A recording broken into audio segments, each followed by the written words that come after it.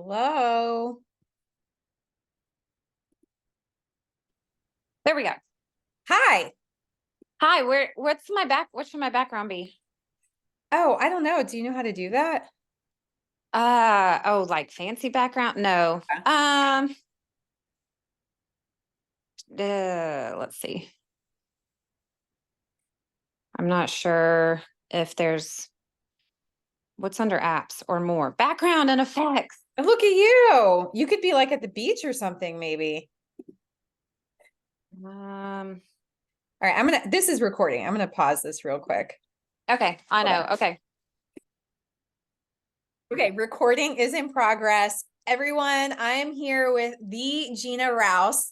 If you follow me at all, you've probably heard me talk about Gina. You've probably seen her on my Instagram. She is a dear, dear friend.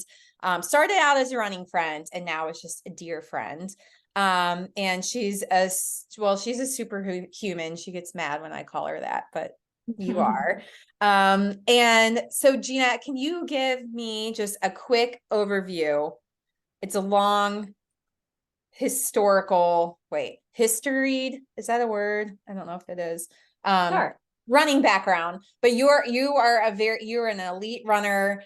You've qualified for the Olympic trials. Will you just hit a few of your highlights and we'll dive into what I want to talk about? Sure. I started running when I was in middle school, like many of us, when we start to find sports, and ran in college. I took a big break in my 20s and went to grad school and just was kind of a regular person. And then motherhood is kind of what brought me back to the sport, which is just so beautiful that this is Whitney's platform. And so anyways, through having my kids, started marathoning and just narrowly missed the Olympic trials in 2016. That's kind of the impetus to push me forward. A lot of times that's what happens when we have something we consider disappointment. It just is fuel for the fire to come back and to come back better. So then I did qualify in 2020, and then just narrowly missed it here again at CIM, which I think we're going to dive into a little bit more. But love marathoning, love the process, showing up every day, sharing the miles. See, I love that you say that's what happens when you experience a disappointment. It just fuels the fire, because not for everybody. Lots of people, they're disappointed and then they just think, well, maybe this isn't for me, or this is a sign that I shouldn't be doing this, or that I don't have what it takes. And so I think that like speaks so much to who you are, that instead you're just like, okay, I'm up for the challenge. Like, this is hard and it makes me even hungrier. Well, thank you. Okay, so let's talk about CIM 2023. So for anybody listening, if you're not sure, the Olympic Trials marathon standard, it was 2:45 for 2020, and they dropped it to 2:37, which is a 5:59 mile, right? Mm-hmm. Yeah. It was a huge drop. It made me cry because I was like, well, I'm out. So Gina, so that happens, and how many marathon attempts did you have to get to 2:37? There were at least 3 or 4. Last year I ran Boston I went the like fall year of Boston and ran like a 2:41, then came back for the spring Boston, ran a 2:42. My PR had been 2:38 prior to that, back in 2020 at Atlanta in the trials. Which, by the way, wasn't a crazy hard course on like so many hills, and it was really, really windy. For sure. It was extremely tough course. And I think the time was not a true reflection of my fitness at that current point, but for the day and how tough that course was, placing 31st was just a big highlight for me. Can I insert our little story? So my family and I were able to watch Gina, and she was it was like mile 21. And I was like, Gina, you're 31st. And you thought I was lying to you. I totally like, thought you were lying. I was like, oh, she's just floating my boat to make me stay in it.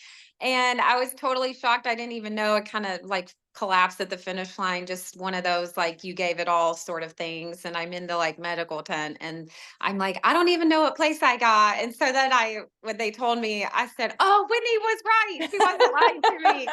My I friend do not wasn't. blow sunshine ever. Exactly, exactly.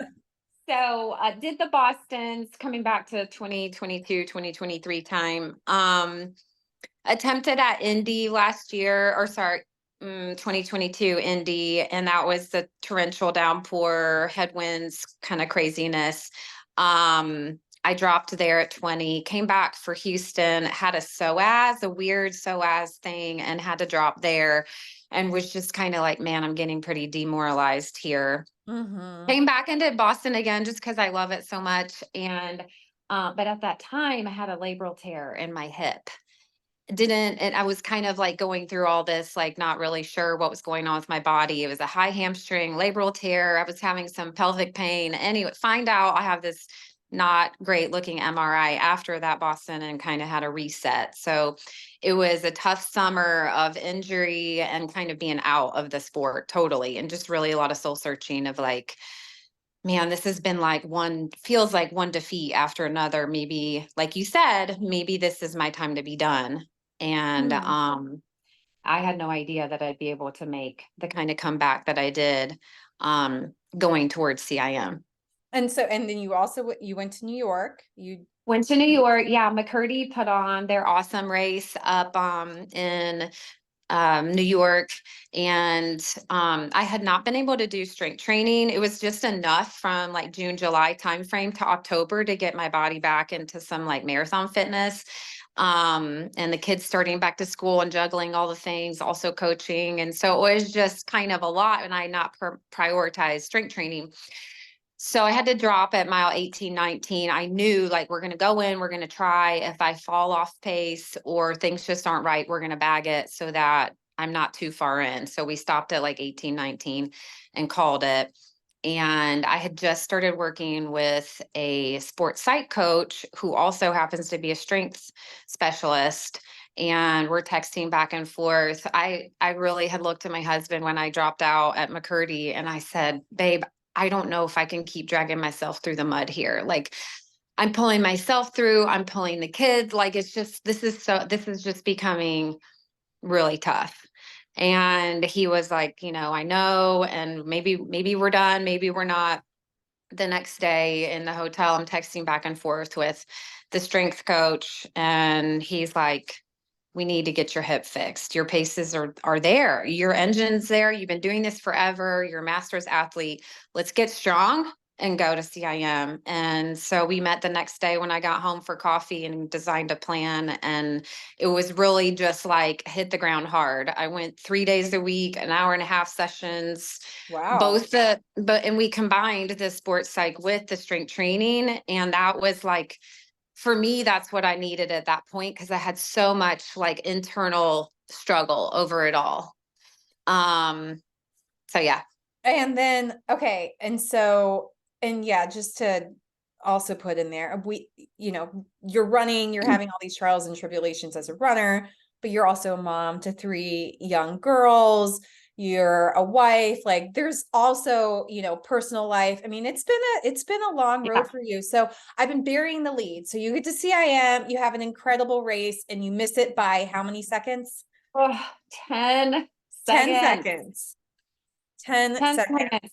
Yes, and CIM was rough. I had my hip got so strong and was feeling so connected and musculoskeletally, but also mentally. Had so many new tricks of like reframing and just was really all in, dialed in. And as the race went on, there were of course moments as they come in the race to be, oh my gosh, this is a lot. You start thinking about everything that's ahead of you and just continue to like dial back in and stay the course, and got to around 2021 and really needed a little push from the pacer. He was there, helped me. And so literally with 2K to go, I'm looking down on my watch. It says 2:28.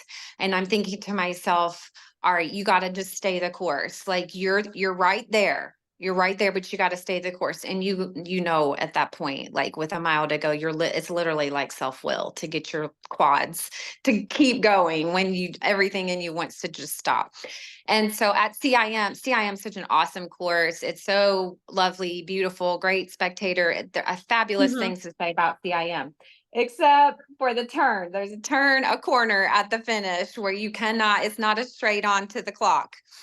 So you turning a corner, you cannot see the clock, and then you turn again, and then it's like, oh my gosh, I'm seeing 2:36:55 Oh my flash gosh. before my eyes, and I'm knowing I'm not going to get to the line by the time it clicks 2:37. And by that point, you're running with like basically your eyes shut, just hauling as hard as Oh you my can. And gosh. My heart so breaks hearing this.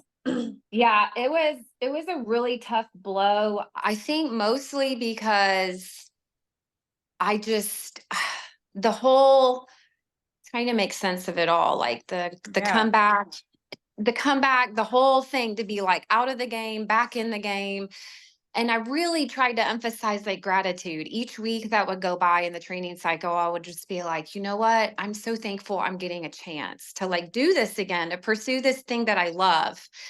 And Whitney, regardless, those 10 seconds, I would do it all over again. Like, even knowing, like, if I had the foresight that it would be 2:37:10 at the culmination of that journey of that training cycle, I would still do it because it was just, there's bliss, so much magical bliss, putting in the miles, getting out there, pushing yourself when the workouts, I mean, I ran a lot of my workouts at like 95% of what we had on paper that we wanted to happen. And over time, that turned into 100% and 105%. And that was just beautiful to see that unfold. And so really the disappointment comes when I stop thinking about how grateful. When you forget gratitude, then that's where the mental agony and the frustration Yeah. and the why 10 seconds. But when I think about, gosh, what an amazing opportunity I had to be able to come back, and then to really not let that 10 seconds define the Yes. success, I think whether it's a success or not a success. And then again, going back to, all right, there's more. There's still more inside of me. I'm going to let this frustration, this disappointment, those 10 seconds, rather than letting it form bitterness, I'm going to let it fuel my fire. Like, let's just go. It's a new year. There's new goals to be had. And I'm going to be cheering on all the ladies at the trials in February. And of course, I'll be like, man, I would wish that was my opportunity too. But rather than look there, it's all our mindset, right? Like, rather than sit there, I'm going to sit in the story that's for me. This is, Mhm.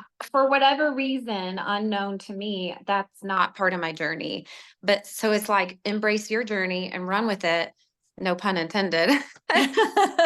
you know, I and think, yeah, go, like, just go, like, be in your lane, be in your path and go, no matter if that's a 4 hour, a 3 hour, a 2.5 hour, like whatever it is, even if it's not a marathon, a 5K, your first 5K, whatever, like, just go.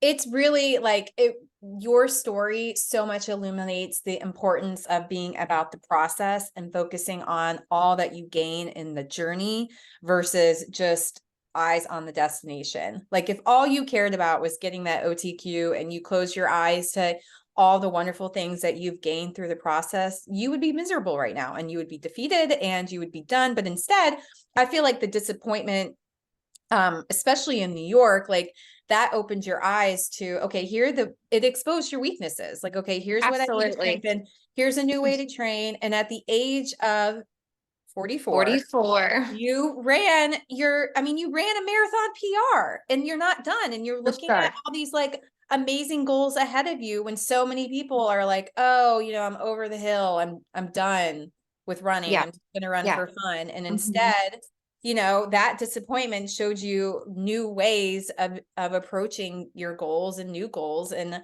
I think that's so fabulous. I think it's so, like, you're such a wonderful story of, like, how defeat or disappointment or just tough times, they actually make you better in the end. These challenges open up opportunities and open up doors. And that's what this sport is all about, right? Like, it's hard. That's, We like to do yeah. it because it is hard. Exactly. And you know, that's how life is, right, Whitney? Like there's so many times in life that there's going to be things we can't control or things we think are going to turn out a certain way and they don't turn out the way we think. But then you come to find out, well, this turned out exactly how I needed it to. Mhm. And the really cool thing, this is the last thing I'll say about my CIM journey. My kiddo, my three girls, they all run cross country, and I am fortunate enough to be their mom and their coach, which is sometimes tricky, but that's another Yeah. story. But my middle daughter, same kind of passion as me. She had a terrible state meet. She was sick. She was hurt. It just did not go well. She was dealing with her own defeat. My oldest daughter didn't even qualify for state, Oh was no. just like heart sick over that for weeks. We were like, come on, kiddo, we got to get over the hump. Like, we got to move forward. And so then to, be their mom, like we think as parents, like our kids they're in their own world, we're in our world, like we're all doing family together, but sometimes we forget that they're paying attention and they're watching. And my girls have been so observant and so supportive and so on board with mom's goals, and we're in turn as parents trying to be on board with their goals and helping them to have everything they need to do their thing. It's just been really interesting and ironic how my disappointment or my quote failure or it turning out differently than I wanted it to has been like a way for us to connect and talk through their heartaches and their struggle. It's just been really neat in the mom daughter bond friendship that we have, that they've been able to be like, yeah, mom, this is just like what it was like for me at state. And that's just Aw. so beautiful. Like I that love that. connection right there is just like worth it. And I feel like too, it shows, I mean, it shows them how to persevere. Like if it was easy for you, if it was like, oh, mom ran a marathon and she qualified in her first try, like I feel like that's not teaching them as important of a lesson as she got knocked down, she got back up, she got knocked down, she got back up. 100%. Yeah. Well, thank you 100%. so much for taking the time. I know you are super, super busy, You and too. maybe we Thank could you, friend. run together in the next 24 to 48 hours.